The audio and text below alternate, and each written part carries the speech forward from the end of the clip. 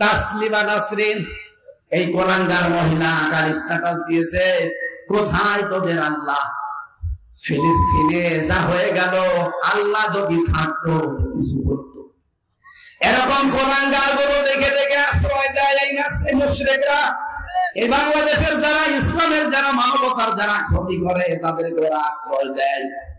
আমি তাকান, তাসলিমা নাসরিনের মতো এই দুশ্চরিত্র, এই মানুষ নামে কলঙ্ক, আল্লাহকে ভুল ধরে, বিশ্বাস করে না।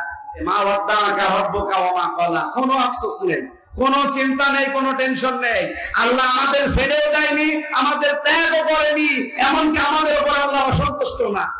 পরীক্ষা তো আল্লাহ নেবেই। বিশ্ব নবীকে তাই 40 দিন পরীক্ষা নিয়েছে।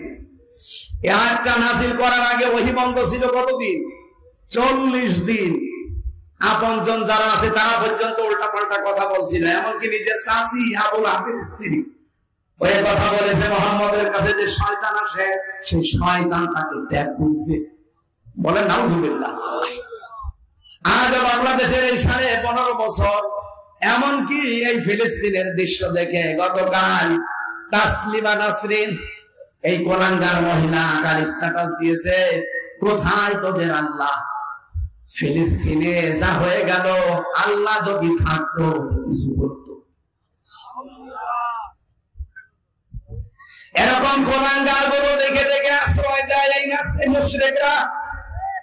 এই বাংলাদেশের যারা ইসলামের, যারা মানবতার যারা ক্ষতি করে, তাদেরকে ওরা আশ্রয় দেয়। আমি তাকান, তাসলিমা নাসরিনের মতো এই দুশ্চরিত্র, এই মানুষ নামে কলঙ্ক, আল্লাহকে ভুল ধরে, বিশ্বাস করে না। এই শয়তানকে দুনিয়ার কেউ নিতে রাজি না। গণহত্যার সাথে জড়িত হাসিনা পৃথিবীর কোন রাষ্ট্র নিতে রাজি না, অথচ দাদা নিয়ে বসে আছে। আমি কি বেশি বলছি? এটা আল্লাহর ঘোষণা হচ্ছে, আমাদের কোন হতাশা নেই।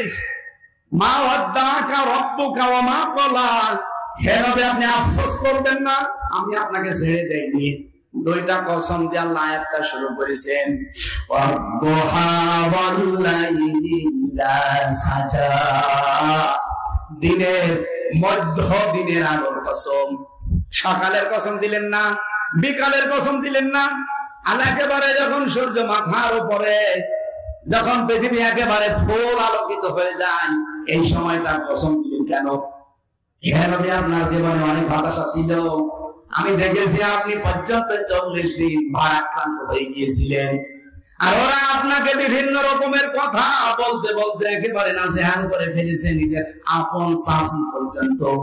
আপনার কোনো দুঃখ নেই, এই হতাশা থাকবে না। একেবারে দিনের মধ্য দিন যখন সূর্য মাথার উপরে, এই সময়ের কসম দিলাম। অনলাইনি ইদা সাজা, রাতের কসম দিলাম কেন?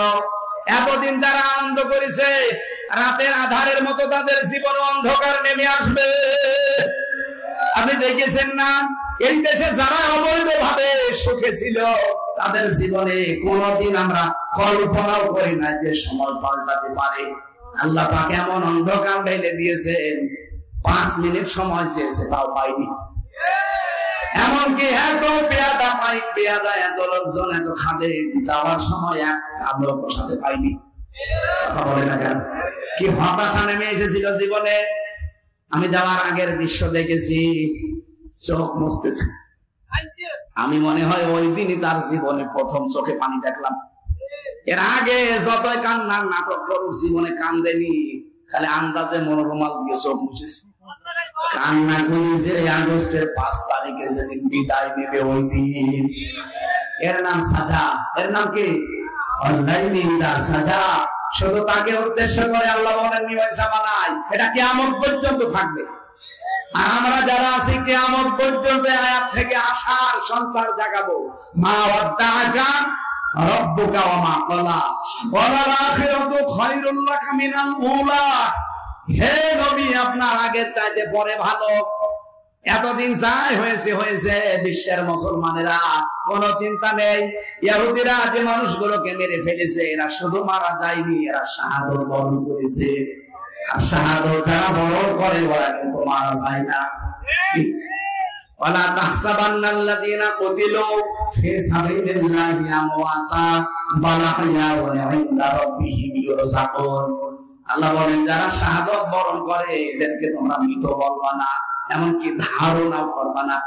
সূরা বাকারার 154 নম্বর আয়াতে পাবেন ওয়ালা তাকুলু লিমা ইউকতালু ফি সাবিলিল্লাহি আমওয়াত। আর সূরা আলে ইমরান 169 নম্বর আয়াতে পাবেন ওয়ালা তাহসাবান্নাল্লাযিনা কুতিলু। মুখে তো বলাই যাবে না, ধারণা করা যাবে না যে মরে গেছে। যারা শহীদ হয় মুখে আপনি কখনো বলবেন না যে মরে গেছে, ধারণাও করবেন না মরে গেছে।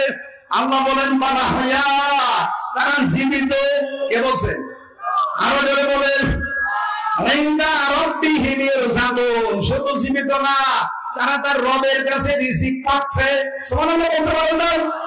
সুতরাং 2024-এ 2732 জন মানুষ শহীদ হয়েছে।